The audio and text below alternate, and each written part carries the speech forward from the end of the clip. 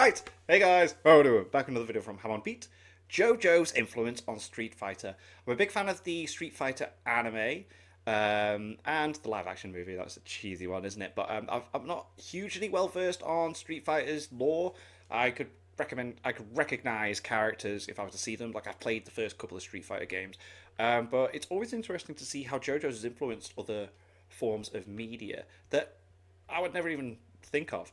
So let's get into this. Let's see how Hamon B is going to explain the influence JoJo has on Street Fighter. She's up there! Ham on the beat!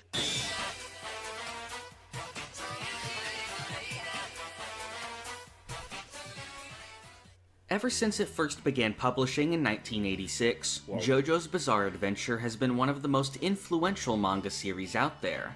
You can find influences from, or even direct references to JoJo across many different anime, manga, and video games. Oh, okay. One of the many series that takes inspiration from JoJo is Street Fighter, one of the most important series of fighting games. Alright, I wouldn't say it's the most important. I'd put Tekken up there higher, but although it's got a longer history, hasn't it? Meh. A lot of people may already be aware of some of these. But what a lot don't know is that often the developers themselves have directly confirmed JoJo's influence. Cool. So in this video, I'll be going over everything that there is in Street Fighter that was inspired by JoJo. Cool. In the original Street Fighter II: The World Warrior, there are actually quite a few JoJo references. Akira Nishitani, the lead designer, says that the inspiration behind Dhalsim's stretching limbs came from the zoom punch used in Part 1 of JoJo. Oh. Alright, that's cool. The character Guile is known for having many references to JoJo. One of the producers, Noritaka Funamizu, confirms that his appearance was based on Jean-Pierre Polnareff from Part 3. His name also originates from the Part 3 character J. Guile. Oh. He says that when the character was in its early design stages, someone said it looked similar to Guile from JoJo. This turned out to be a misunderstanding since he was actually thinking of Polnareff. The team didn't figure this out until later when Guile was already chosen as the name. Huh. Character designer Akira Yasuda says that early on, Guile's hair stood straight up similar to Polnareff, but that as the design progressed, his hair stretched more to the sides for what he calls a distinctive Stroheim look. Yeah, I thought that as soon as I looked at it. Yeah, it's very Stroheim look. Early in development, Guile's iconic sonic boom attack was named Divine Sandstorm. This can even be seen in some concept art. Huh. This attack's name comes from another used by Wamu in Part 2. In Street Fighter Alpha, the character Rose was introduced. I want to say based off of Lisa. This character contains multiple references to Lisa from Part 2. This has been directly confirmed before in a video from Capcom UK. Rose's outfit is almost identical to Lisa's, and both attack by channeling energy through their scarves. Right. Oh, wow. Okay, yeah, that's a heavy influence there. Rose has been repeatedly portrayed bathing, which may be a reference to the memorable scene of Lisa in Part 2. In Street Fighter Alpha 2, Rose's stage is set in Venice, where Lisa first appeared in the manga. Her Soul Drain move also appears very similar to the moment when Lisa attached the Hamon breathing mask to Joseph. In the game Capcom Fighting Evolution, Dmitry Maximov from the Darkstalkers series makes an appearance. One of his attacks, Midnight Bliss, causes a unique transformation for each character. Oh. When he uses this move on Rose, she is seen with a Venetian mask and an oar. This may be referencing Lisa's first appearance in Part 2, when she wears a mask and wields a gondola oar. That's so cool. There's also a small chance that this attack will turn Rose into an old woman. Oh my god! This old woman form Yes! looks almost identical to Enya from Part 3. Sick. In fact, the sprite itself is an altered version of Enya's sprite from the PlayStation version of JoJo's Venture. Wow. In Street Fighter 4, Oh, mate, you can see that straight away. Jolene. Ain't that? You got the things in the hair. Even the way the chest thing goes down. Apart from no gloves, but still, you can't copy the whole goddamn thing.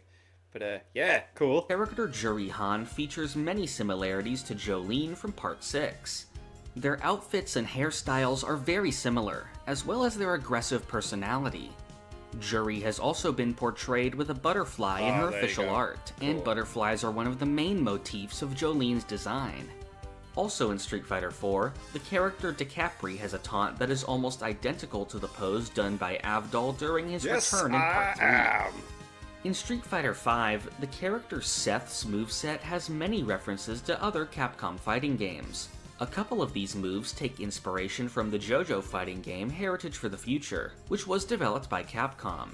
One move is based on Jotaro and Dio's stand rush attacks. In another move, Seth does Dio's time stop pose from the same game. Street Fighter V also features many alternate colors that reference JoJo. For Rose, she has colors referencing Lisa Lisa, Joseph Joestar, and Caesar Zappelli. The character Dan's colors have references to other anime and manga series like Demon Slayer and Dragon Ball, that's cool. as well as a color referencing Dio from Part 3. Finally, the character G has a color referencing Will Zeppeli from Part 1. What a legend. That's all the direct JoJo references in Street Fighter, but at times there's actually been some influence the other way around. Oh! The best Street Fighter influenced JoJo's. Alright, let's go. example of this is the JoJo fighting game developed by Capcom in 1998. Much of the staff that had previously worked on Street Fighter contributed to this game. Oh, cool. According to one developer, an office poll was held at one time to find out the team's favorite manga, and JoJo was one of the top contenders, with a lot of the team wanting to make a JoJo game. This definitely shows in Heritage for the Future since it's filled with tons of little references only big fans of JoJo would understand. As for Street Fighter's influence, Bangis, one of the main artists for Street Fighter, did some artwork for the game depicting various characters. One of Iggy's supers in the game, called Sandstorm, references Akuma's Raging Demon move in Street Fighter. Okay. When Akuma does the move, he is seen with 10, the kanji for heaven, on his back. An unused graphic from JoJo's Venture shows that when Iggy does his move, Inu, the kanji for dog, would have been shown.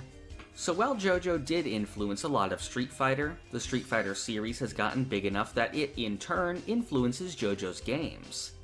The relation between JoJo and Street Fighter is a perfect example of the influence JoJo has had on other media. The sheer extent that JoJo is paid tribute to really shows the power of JoJo itself. The power of JoJo. Not Siwa, but JoJo. The bizarre adventure. And the passion of some of its fans. Hopefully this video taught you something new and gave you a new appreciation for JoJo and Street Fighter. It did. It really did. It's so cool. I'll never unsee them, and I will live them forever. I originally intended on including this in my JoJo Fun Facts video that I released recently. Okay. But with the sheer extent of things to talk about here, I feel like it definitely deserved its own video. How many JoJo fun facts can I check out without being spoiled on stuff that's part 6 onwards? Someone please let me know, because I'm scared to check them out in case it... Because I know it's just like, it's not just... JoJo Fun Facts 1 is about part 1 and 2 and 3. Because as you can see there, we've got like... Oh, although... No. She's in part 3. Then they're in 4. But still... If there are JoJo Fun Facts videos that I can check out without spoilers, I will check them out. So basically, how many parts? So no. Stone Ocean 6, isn't it? Battle Tennessee.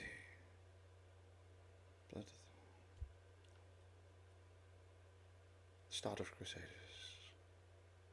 Diamond is Unbreakable.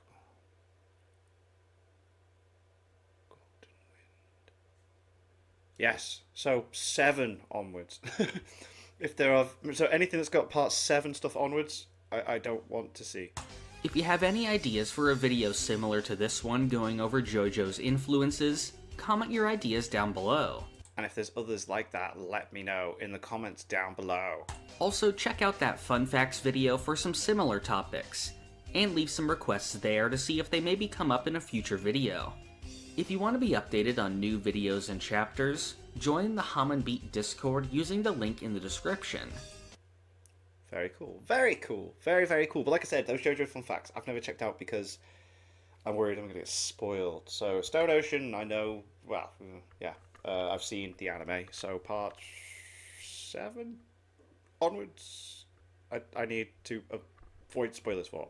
Thanks to my patrons. If you want to have your name at the end of every video, I want to be able to watch Patreon-only reactions such as the original Dragon Ball series.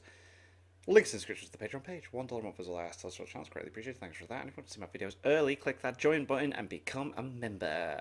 What do you guys think of that? What do you guys think of this? Click like, subscribe if you haven't already. Leave comments down below. Let me know what I should watch and discuss in future videos. And I'll see you guys all, guys, next time.